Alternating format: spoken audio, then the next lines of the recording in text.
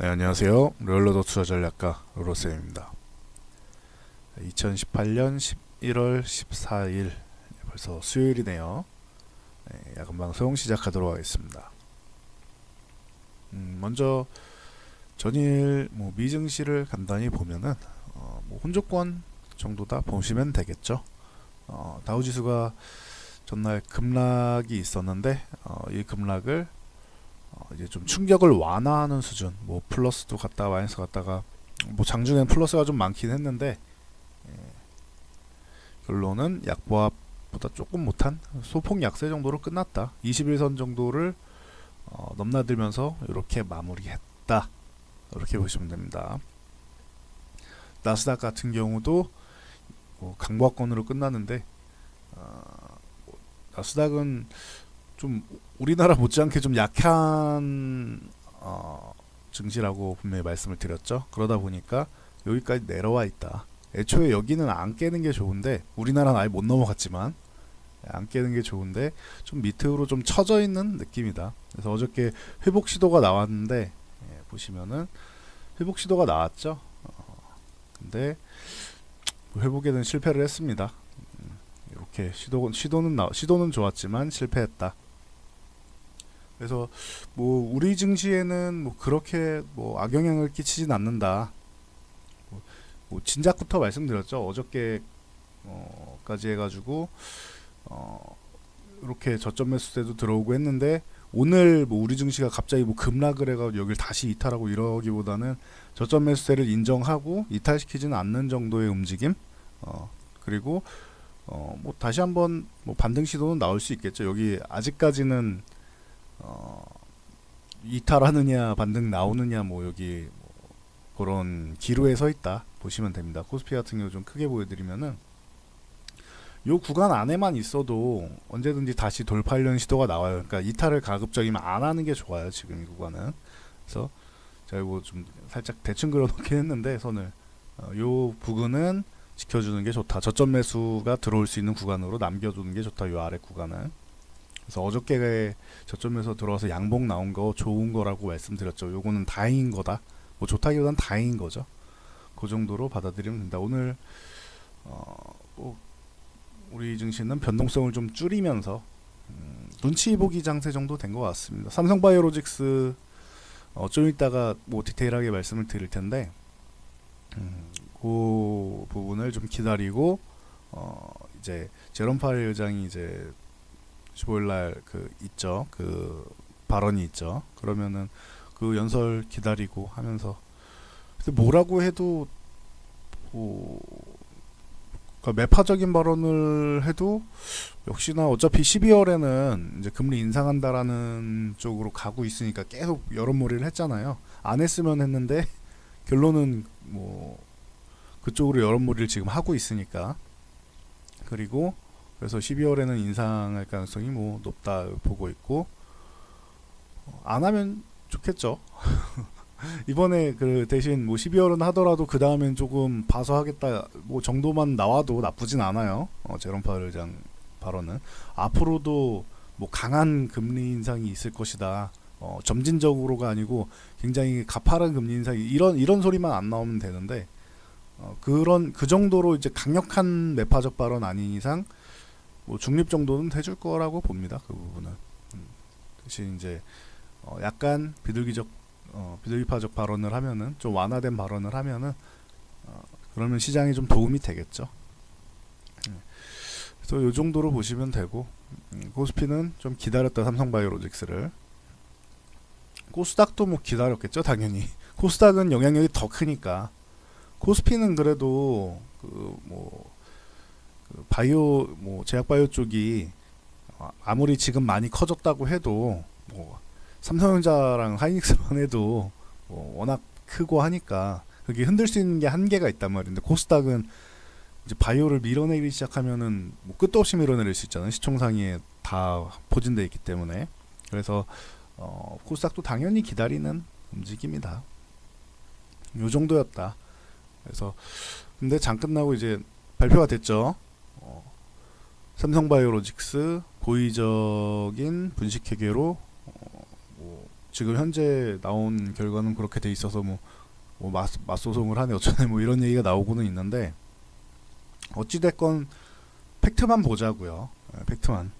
결론적으로는 지금 결정은 그렇게 났잖아요. 최근에 뭐 여론도 심상치 않아서 기존 같았으면은 그냥 벌금 처리나 이 정도로 끝나지 않을까 싶었는데, 최근에 나오는 발언들은 최근에 나오는 분위기나 이런 얘기들이 분식회계로 몰아가려고 했는데, 이제 분식회계는 맞는데 고의성이 있느냐 아니면 고의성이 없었느냐 요런 차이 정도라고 말씀드렸었죠. 그래서 이번 주는 가급적이면 바이오는 좀 건드리지 않는 게 좀 안전하지 않겠느냐, 결과가 나오고 나서 보고 그리고 판단해도 늦지 않겠다라고 말씀을 드렸었죠. 근데 결론적으로는 이렇게 나왔어요. 자, 그러면은 네, 이제 현실은 벌어졌고 일은 벌어졌고, 삼성바이오로직스는 지금 현재 거래 정지당한 거 알고 계시죠? 네. 이거 막 오늘 뭐 사내 만에 막 이런 분들 계셨는데 거래 정지당했잖아요. 그러면은 이제 시간에부터 시작해가지고 이거 거래 못하는 거예요. 이거 당분간. 물론 제 생각에는 어느 정도 이제 상장 폐지 실질심사 간 다음에 상장 폐지까지는 너무 파장이 크지 않겠냐 라고 하면서 넘어갈 것 같긴 해요. 벌금형이나 뭐 이런 쪽으로 해가지고 그래도 상패는 안 시키는 정도? 근데 사실 분식회계면은 애초에 상장을 안 시켰어야 돼요. 그거를 감사하신 분들도 문제가 있는 거예요. 제가 이거 진작부터 말씀드렸죠. 그거는 애초에 상장할 때 자체부터 문제가 있는 거죠. 이거를 그냥 통과시킨 거잖아요. 분식회계한 기업이 상장을 한 거 자체가 말이 안 되는 거죠. 어떻게 보면은.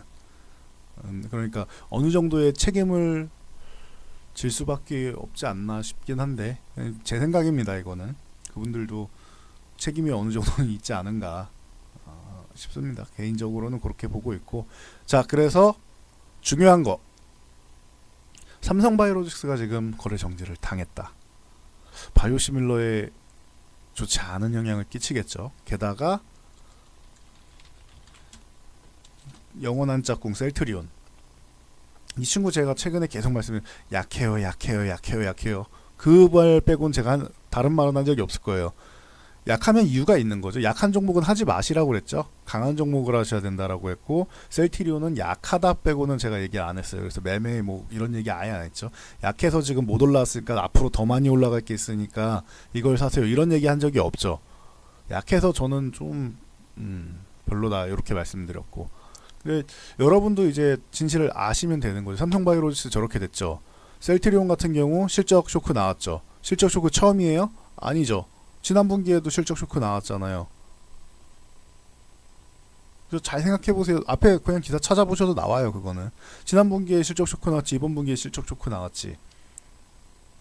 왜? 물론 뭐 회계장부 뭐 하는 부분에 좀 변경이 있다 뭐 이런 얘기도 있는데, 그거보다는 오리지널 의약품 쪽에서 단가 인하하면서 이제 바이오시밀러랑 경쟁을 하면 바이오시밀러 쪽이 좀 밀리겠죠. 판매량이 확실히 줄겠죠. 그리고 그 마진이 줄어들 거 아니에요. 마진이. 제가 이거를 이쪽이랑 비교해 드리면 될 것 같아요. 자, 요거 정리 간단히. 삼성바이오로직스 거래 정지, 셀트리온 실적 쇼크, 연속이죠. 연속 실적 쇼크. Why? 왜 이렇게 되느냐? 왜 이렇게 되느냐? 제가 목소리가 최근에 조금 이제 밤에 야간에 할 때도 있고 좀 잠겨 있고 그런 뭐 좀 탁해진 것 같다는 말씀이 있어서 목소리에 힘을 좀 주고 하겠습니다. 네. 자, 왜 그러냐? 오리지널 약품 가격 인하. 그러니까 당연히 판매량이 줄거나 아니면 같이 내려야 되니까 마진이 줄거나, 마진이 줄어드는 거예요. 이익률이 줄어드는 거예요. 하나 팔아서 100원 남아야 되는데 하나 팔아서 80원 70원 남는다고요. 50원이 남을 수도 있고 나중에 가면. 그러니까 이렇게 되는 거예요. 그래서 제가 이거를 제가 조선주 안 좋아한다고 말씀드렸죠. 조선주 요즘에 많이 좋아지고 있잖아요. 주가 자체는. 그렇죠. 근데 제 개인적으로 안 좋아하는 거예요. 조선주를 제가 뭐 엄청 싫어하거나 뭐 그럴 이유는 없어요. 근데 그냥 제 개인적으로 안 좋아하는 이유가 조선이나 뭐 철강이나 뭐 등등등등 뭐 해가지고 뭐 학적으로 다 중국에서 뭐 단가 경쟁 하잖아요. 사실 우리도 조선주, 철강 등등인데 뭐 대표적으로 조선주 말씀드릴게요. 우리도 일본이랑 경쟁해서 뺏어온 거다. 뭐 삼성전자는 안 그랬나요? 처음에 뭐 손이랑 뭐인데 납품하다가 뺏어온 거잖아요, 다. 이제는 삼성 모르는 사람 없잖아요. 전 세계적으로도 삼성은 실제로 우리나라는 몰라도 삼성은 알지. 그죠? 그러니까 이게 중국이 이제 경제 쪽을 개방을 하면서 우리 걸 뺏어가는 거예요. 단가 경쟁으로. 중국이 단가 경쟁으로 우리 걸 뺏어가려고 해요. 그리고 뭐 글로벌 경기 침체도 있었고 당연히. 그러니까 여러 가지가 겹친 거예요. 그 타이밍에 단가 경쟁까지 나온다. 그러니까 다들 힘들어진 거예요, 조선주들이. 그리고 이제 뭐 LNG 선인이 뭐 해가지고 막 얘기가 계속 나오잖아요. 중국 같은 경우는 아직까지 고급 선박, 고급 선박 쪽에서는 경쟁력이 약하겠죠. 중국. 뭐 이러니까 이런 부분에서 뭐 우리나라, 일본이나 뭐 등등등등 이런 쪽에서는 이제 경쟁력이 있잖아요. 대형선이나 뭐 좀 이제 좀 고급, 돈이 좀 단가가 센 이쪽을 그런 쪽으로 이제 먹고 살아야 되는데 어쨌든 수주가 나와도 기존보다는 요거랑 똑같아요. 마진이 줄겠죠. 마진이 줄어들겠죠. 앞으로 중국이 커지면 커질수록 줄겠죠. 중국에서 이제 있는 기업들이 커질수록 줄어들겠죠. 어떻게 보면 뭐 치킨 게임과도 같아요. 삼성전자나 뭐 하이닉스처럼 그 반도체 치킨 게임 해가지고 그래요. 반도체 치킨 게임. 요거 예를 들면 되게 치킨이 아니죠. 치킨 게임이죠. 치킨 게임. 삼성전자, SK 하이닉스 빼고 다 죽었다. 그죠? 네. 빼고 처음에 이게 단가 경쟁이 자꾸 대만에서 들어오고 하니까 삼성전자가 그냥 같이 단가를 낮춰버렸죠. 네. 품질을 우리 좋은데 그냥 다 싸게 납품할게. 누가 이기나 보자 해가지고 뭐 적자폭 감소하고도 뭐 하이닉스랑 다 같이 낮춘 거예요. 그냥 내가 죽나 네가 죽나 해보자 이렇게 된 거예요. 그래갖고 결국에는 정말 다 죽었어요.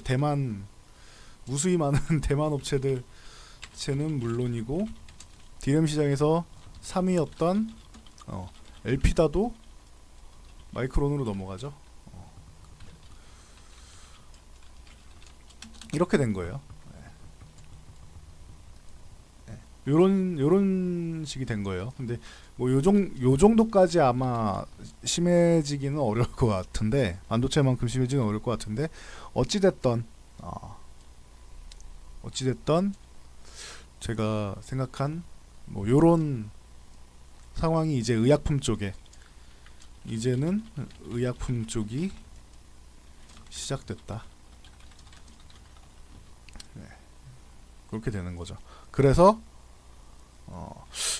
개인적으로는 저는 바이오시밀러 쪽은 당분간 안 보고 싶습니다. 차라리 신약 개발체 아니면은 이거는 계속 말씀드렸던 거죠. 임상 3상 기업들 중심. 이 바이오시밀러 쪽은 최근에 고민은 하고는 있었는데 최근에 확정이 된 거고 이슈들이 또 터지면서 이건 안 되겠다라고 된 거고, 이제 임상 3상에 들어가 있는, 특히 글로벌 임상 3상 들어가 있는 그런 종목들, 이런 쪽으로 해서 가능성 있는 종목들이 있으니까 이쪽을 보는 게 낫지 않느냐. 물론 바이오 쪽을 매매하고 싶다면이에요. 이거는 무조건 매매하라가 아니고 하라. 노. 바이오를 매매하고 싶다면 제약이나 바이오를 매매하고 싶다면 그런 분들에 한해서 말씀드리는 거예요. 뭐 무조건 임상삼성 기업을 여기다가 뭐 들어가세요 이게 아니에요. 정확하게 알아들으셔야 돼요. 왜냐면은 지금 들고 계시는 분들이 워낙 많잖아요. 지금 물려 계신 분들도 워낙 많을 거고 팔라고 할 때 안 파니까 그런 거예요. 그거 다 타이밍이 엄청나게 많이 있었고 여러 번 말씀을 드렸는데 여러분들이 그냥 고집부리다 그런 거잖아요. 그거는 어떻게 하겠습니까? 제가 해드릴 수 있는 건 아니죠. 여러분이 스스로 매매를 하신 건데, 그렇죠? 근데 앞으로를 봐야 될 거예요. 과거에 누구나 실수를 할 수 있고 잘못된 매매를 할 수 있어요. 근데 반복되지 않아야 될 거 아니에요. 그럼 알아야지. 그걸 알려고 지금 이 방송을 보고 공부를 하고 계시는 거잖아요. 그러니까 바이오를 아직도 매매를 하고 싶다라면 이쪽으로 가는 게 낫다라고 저는 본다. 이거를 말씀드리고 싶은 거예요. 저는 뭐 제가 바이오를 매매한다면은 이쪽을 들어갈 것 같아요. 얼마 전에 뭐 유한양행이 뭐 1조 4천억 뭐 그 정도 해가지고 대형 라이선스 아웃이 나왔는데 그런 형식으로 보면 되겠죠. 굉장히 다행이라고 봐요. 지금 바이오시밀러가 이렇게 무너지는 타이밍에 신약 쪽으로 해서 이렇게 뭐 좋은 소식이 들리는 거는 굉장히 다행스러운 일이라고 봐요. 저는. 그러니까 여러분들도 알고 매매하세요. 알고 매매해야 한다. 남의 말만 주장창 따라하지 말고 알고 매매하시란 말이에요. 아시겠죠? 그래서 요 정도로 오늘은 정리해드리면 될 것 같고 저는 뭐 선별적으로 괜찮을 것 같다고 생각해요. 나머지는 아예 안 볼 것 같아요. 대신 그래서 바이오는 일부 기업만 볼 것 같고 아직도 저는 똑같습니다. 4차 산업혁명 관련주 이쪽은 천천히 아주 천천히 순환매가 돌 거라고 저는 생각해요. 순서대로 갈 거예요. 최근에 5G가 좋은 것처럼 순서대로 천천히 갈 겁니다. 그래서 4차 산업혁명 관련주 화살표가 아니지 이건. 그리고 남북경협주 만약에 바이오가 무너진다면 남북경협주가 대두될 수 있겠죠. 그리고 제약바이오 이게 저는 이 세 개가 신트로이카 정도라고 보고 있어요. 앞으로 지수가 크게 가야 된다면 이 세 개가 끌고 가는 게 맞지 않나라고 저는 보고 있고요. 미래성장 산업이잖아요, 다. 남북경협주 같은 경우는 미래성장 산업이라기보다는 뭐 지금이야 뭐 기대감으로 가고 있는데 저는 북한이 경제를 개방해야지 살아남지 않을까 싶다라는 얘기를 오래전부터 했죠. 그거는 제가 그거를 올해 초부터 했죠. 아예 북한이 평창 동계올림픽에 응원단을 내려보내 분명 몇 달 전까지만 해도 핵을 빵빵 터뜨리고 일본 상공으로 ICBM을 날리고 뭐 미국까지 쏘내만 해야 하던 북한이 응원단을 내려보내 얘네 급하다라고 제가 말씀을 드렸죠. 1월부터 말씀드렸잖아요. 그거는 올해 좀 있으면 1년 다 되겠네요. 2달만 지나면 1년 한 달 보름이네. 이제 한 달 보름만 지나면 1년이잖아요. 대충 2달이라고 치고 2달만 지나면은 이제 1년이잖아요. 저 1년째 똑같이 그 부분에 대해서 말씀드리고 있어요. 그래서 다음에 그 부분에 대해서 궁금하신 분들이 있으면 많다 하면은 제가 다음에 한번 이렇게 삼성바이오로직스랑 이제 바이오시밀러 쪽 말씀드리는 것처럼 날 잡고 한번 말씀을 드릴게요. 남북경협주 쪽은. 그래서 그렇게 아시면 될 것 같고 지금은 저는 요 세 가지에다가 그러면 다른 거는요? 라고 하시는데 다른 것도 뭐 엔터주든 게임주든 저는 이런 거 다 좋아합니다. 그리고 뭐 내소주 쪽이면 뭐 요즘에 뭐 식음료 음식료 쪽이 좀 별론데 뭐 음식료 쪽도 나름 나쁘지 않고 그리고 중국이 좀 뭐 오픈이 되면은 뭐 중국 소비 관련주도 조금은 올라올 텐데 그건 솔직히 자신이 없어요. 그거는 시장 보면서 그때그때 그냥 잠깐 짧게 단타 정도나 하는 게 낫지 않나 개인적으로 그렇게 생각하고 뭐 이런 거 이런 주들 아니면은 배당주들 뭐 이런 것들 다 매매 가능해요. 가능한데 이게 나쁘다는 게 아니에요. 이쪽이 그래도 중심이 돼서 지수를 좀 끌고 가야지 크게 좋아지지 않겠느냐라고 말씀을 드리는 겁니다. 저는. 그러니까 주도적으로 이 종목들이 가야지 시장이 좋아진다라는 그런 말씀을 드리는 거예요. 이런 종목들이 나쁘다는 게 아니에요. 뭐 엔터게임, 배당 뭐 등등등등등 해서 뭐 다 들어놓을 수는 없잖아요. 근데 괜찮아요. 괜찮은 분야들이라고 봅니다. 이런 쪽도 이제 공략할 수 있는 종목들을 보시면 되고, 저는 개인적으로 주력은 이쪽에서 찾고, 요 세 가지에서 찾고, 그리고 나머지에서는 요건 틈새 시장으로 짧게 그냥 매매하는 관점. 제가 전부터 말씀드렸죠. 매매는 투기예요, 여러분. 투자하고 투기는 달라요. 요거는 매매의 관점이고, 요런 것들이 이제 세 가지, 요런 것들이 이제 투자의 관점으로 들어갈 수 있다. 근데 지금은 시장 때문에 어떤 종목이든 다 매매, 투기하는 관점으로 해서, 매매 관점으로 해서 짧게 치고 빠진다라고 말씀을 드린 거예요. 지수가 조금 좋아지고 안정이 되면은 그때는 투자를 하셔도 돼요. 물론 지금부터 투자를 하셔도 상관은 없어요. 근데 지금 투자해 놓으면은 계속 흔들릴 텐데, 지금 시장 뭐 이래저래 해가지고 흔들리는 거 보이시잖아요. 그거 어떻게 참으실 거예요, 여러분들? 참으실 수 있는 분들은 투자하셔도 돼요. 묻어놔도 돼. 근데 굳이 그렇게까지 본인들 심리 흔들리는데 이런 시장에 투자를 할 이유는 없다는 거죠. 그런 분들은 현금을 들고 계시라는 거죠. 안정될 때까지. 그게 여러분들 뭐 지금보다 뭐 그러면 몇 퍼센트 올라간 다음에 사야 되는 거 아닙니까? 라고 하시는데, 몇 퍼센트 올라간 다음에 사더라도 안정적일 때 사면은 여러분들 정신건강에 더 좋아요. 정신건강에 투자를 하시는 거 몇 퍼센트보다는 정신건강을 챙기세요. 그게 낫습니다. 지금 여기서 심리 잘못 흔들리면 투자로 들어가신 분들도 불안해가지고 뇌동매매하게 되고 오히려 더 손실이 커진다. 그러니까 지금은 좀 자신 없는 분들, 그런 분들은 좀 현금을 들고 있는 게 낫고, 물려있는 분들은 종목을 언제 교체하느냐도 중요해요. 저는 교체해야 된다고 봐요.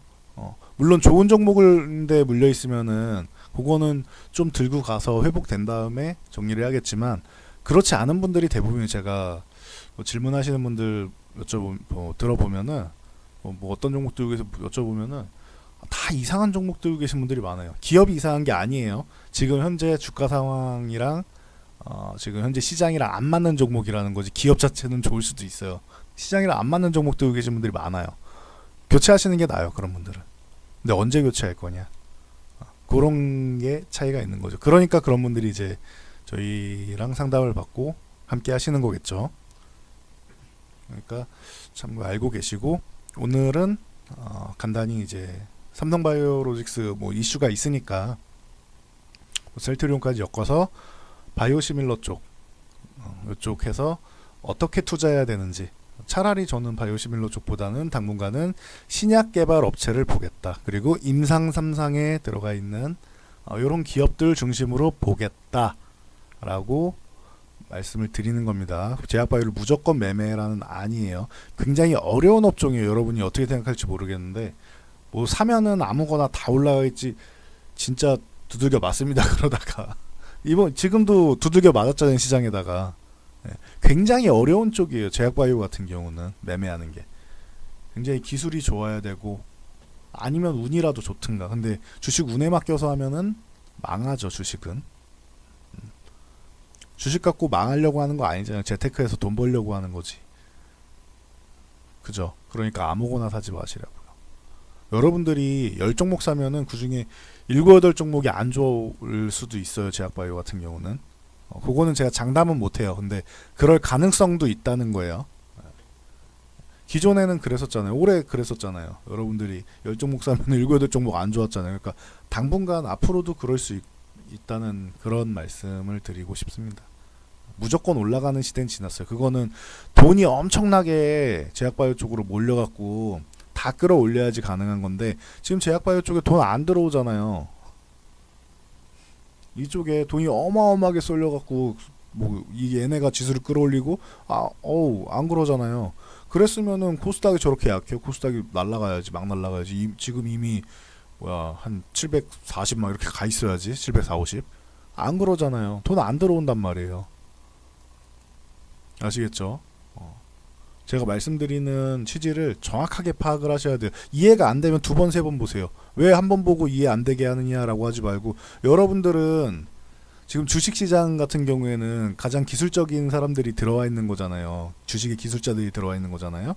근데 여러분들 기억 니은밖에 모르고 ABCD밖에 모르는 사람들이 그거를 완벽하게 한 번에 이해하려고 하면 안 되지. 그럼 노력을 해야지. 두 번, 세 번 보고 10번 보고 100번 봐야죠. 저는 그렇게 했었어요. 저도 뭐 주식 이제 20년 처음 매매한 거부터 시작하면은 이제 HTS 만들고 한 거부터 하면은 20년 딱 이제 20년 다 됐는데, 이쪽 그 업계에서 여러분들한테 이렇게 정보를 제공하기 시작한 것도 이제 2달 지나면 저도 이제 10년이 됩니다. 제가 2009년 1월부터 시작했으니까.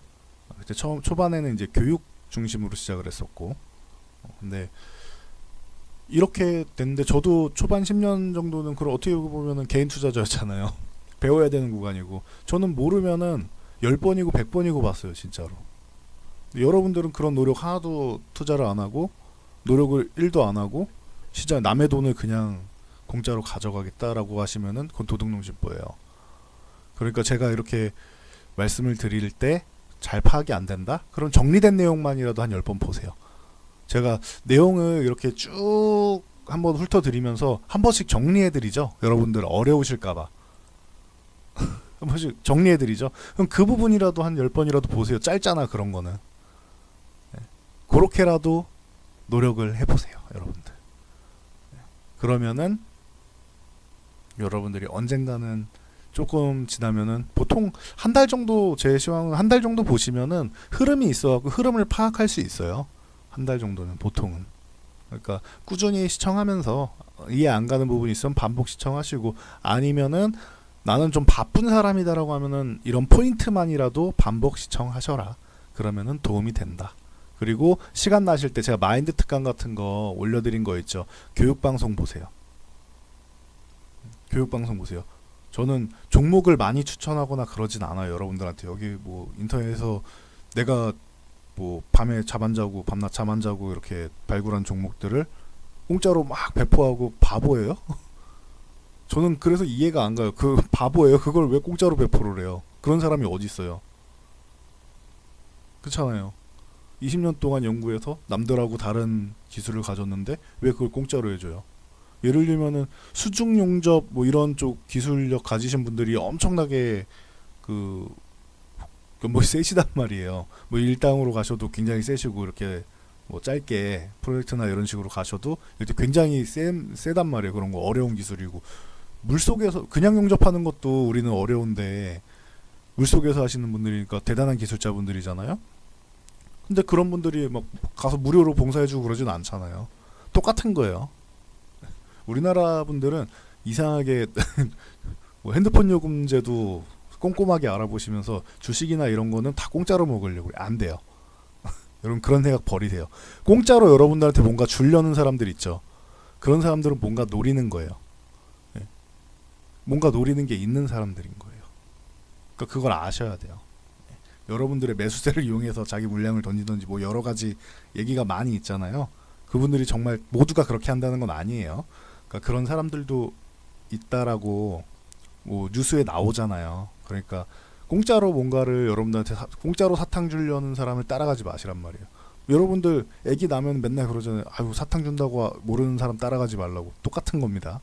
그런 사람들 따라가지 마시고, 예. 여러분들이 이거는 꼭 배워야겠다 싶은 것들 제가 중간중간에 교육해드리니까 그런 거 보시고 하면 될 것 같습니다. 그러면은 저는 이제 시청자 구독자분들 많아지면은 뭐 저를 찾아서 리딩을 맡기시는 분들도 있을 거고, 제가 조만간 이제 오프라인 강연회를 하게 되면은 뭐 지금 증권사 쪽이랑 뭐 얘기를 하고 있거든요. 그러면은 글로벌 증권사 쪽이랑 얘기가 잘 되면은 그쪽 가서 이제 제가 오프라인 강의도 하고 한단 말이에요. 전 강의하는 거 좋아하니까. 그러면은 그때 여러분들 강의를 많이 오시겠죠. 그러니까 그때 많이 오시면은 여러분들은 와서 또 얻어 가시고, 저는 또 한두 명 놓고 강의하는 것보다는 또 한 100명 놓고 강의하는 게 좋잖아요. 네, 그렇게 주거니 받거니 하는 겁니다. 공짜는 없어요, 세상에. 아시겠죠? 자, 그러면은 잔소리는 여기까지 하고, 뒤에는 잔소리였습니다. 잔소리는 여기까지 하고 오늘 시황 마치도록 하겠습니다. 자, 오늘도 수고하셨습니다.